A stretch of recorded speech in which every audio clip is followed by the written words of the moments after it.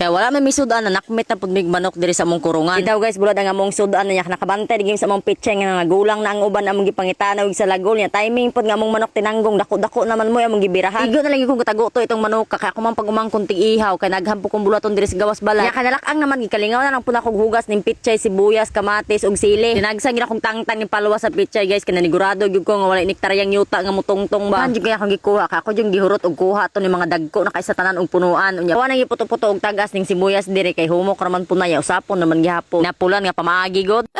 Gisunod na pud ako ning pitsa niya. Ako ra pring gidag-dagog hiwa kay para idig kando sa to sabaw na apay makita nga dahon god. Unya kanalata naman na to ang manok diri. Ako na ning gilo no nagpangkawas-awas gyud taon sa kaldero pagbutang panako kadaghan kay akong pitsa nga nakuha basta natay tanom lagi kay magpagusto magitog panglabni. Pagitipid-tipid sa sago libre ra bitaw na. Nya kay pila ra gidagan sa istorya nga tong pitsa kay naluto naman oh. Ako gigaw na nagtilaw diha kay kusinirang sirok bayat tahon dali man ihapon ta ninyo kay gutom na.